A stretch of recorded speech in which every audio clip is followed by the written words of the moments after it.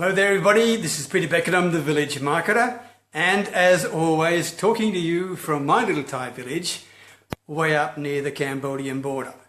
And hopefully I'm coming across loud and clear, having a bit of a problem with internet connections this week. Now Bill, hey, thank you for watching my man, you are very special. So, now, Isan, thank you for watching too. Alright, I am excited and delighted you guys can hear me and see me because yesterday was a disaster, right? Susie, hey, thank you for watching too. And Benjamin, thank you too, my man. Really lovely to see you all, okay? Now, I know all of you are busy. I appreciate that. I don't want to waste your time. Just give me maybe 4 minutes, okay? Give me 4 minutes of your time. Got a surprise at the end for you as always, right? And because today I want to talk to you about something which is pretty darn important, okay? And it's how to have no fear of sales. Maybe you're not one of these people, but I bet you know someone not far from you who is petrified of the thought, hey Maddie, who is petrified of the thought of having to go and sell anything, right? And if that's you, that's a fear that's deep inside of you, then I'm going to show you a very simple way to overcome that and to avoid it once and for all. Because, I mean, let's call a spade, right? The real problem with selling is especially when it's face-to-face, right? And when it's face-to-face selling, the problem is not the selling, the problem is the rejection potential, right? Let's be honest, right? That's where the problem is, right? So let me share with you a simple mindset, okay, that you can use to avoid that problem, to avoid that gut feel and that fear factor of rejection, all right? So, let me share this with you. If you're running a business online, then I can tell you one of the most important things in your business, in fact, the lifeblood of your business is sales and getting customers, right? And if you're not prepared to do that, if you're going to outsource that to somebody else, then I can tell you, you are outsourcing the responsibility for your success to somebody else. Okay? How do you feel about that? How do you really feel about that? Is that what you really want? Truly, I think you should be responsible for yourself. Okay? You truly should. And if it's a fear factor within sales that's stopping you, this is what I'm suggesting you do.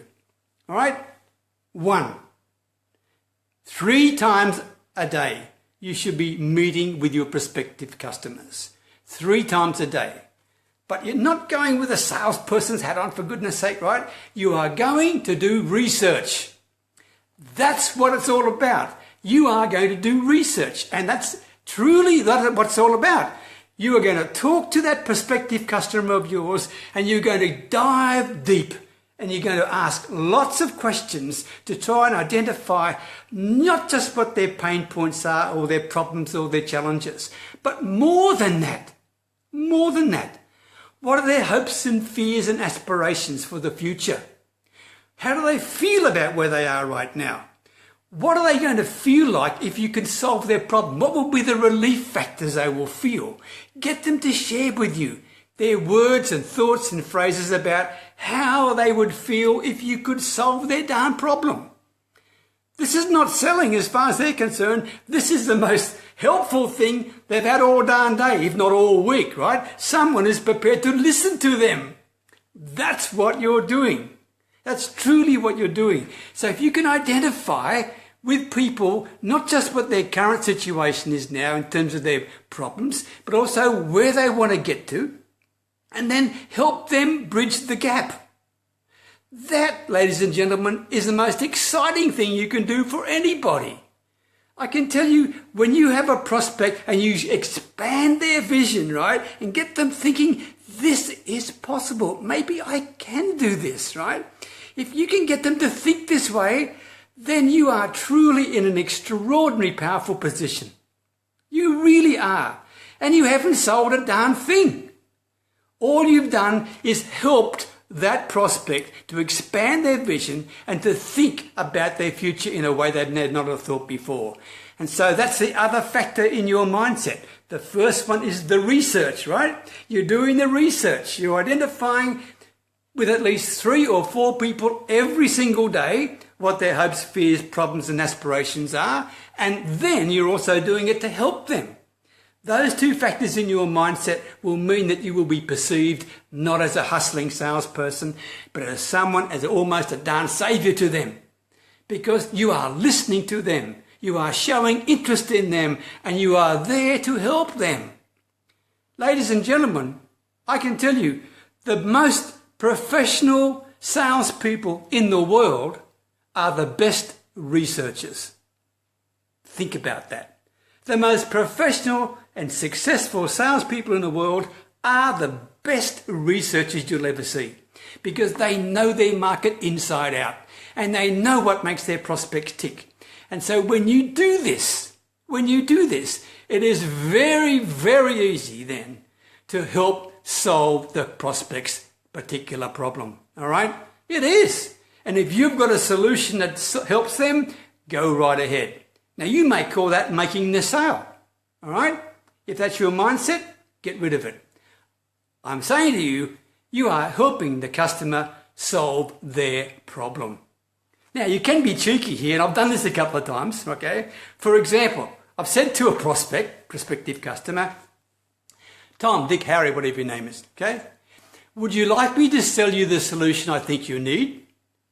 Or would you prefer me to allow you to buy the solution you think you want? Think about that, okay? Would you like me to sell you the solution I think you need, or would you prefer me to allow you to buy the solution that you want? Either way, it's the same thing, but it's the way that you word it, all right? So that's my thoughts for you. I hope you found that helpful, because selling, if you do it professionally, is a fantastic profession. Do not ever shy away from it anymore. It's something that you can be proud of doing because you're giving absolute fantastic value to everyone you come in contact with. All right? Now, if you found this of any help and value, please leave me a comment, and also please share the video. I would love that if you could do that, please. And by the way, one last point. If you'd like some more help, have a look at this. How to have more prospects saying thank you. How to have more prospects saying thank you. If you'd like to have a copy of that, let me know. I'm more than happy to share it with you. If you're watching this on a replay, send me a personal message. If you're watching me live, leave me a comment, whichever it is, all right? So, how to have more prospects saying thank you. This is where I take you step by step, hand by hand, and even give you the words to say to show you how to make a prospect excited about being with you. And that was my message for today. All right? Thank you very much for sharing your valuable time with me, and many blessings. Look forward to seeing you tomorrow, okay? Take care. Bye for now.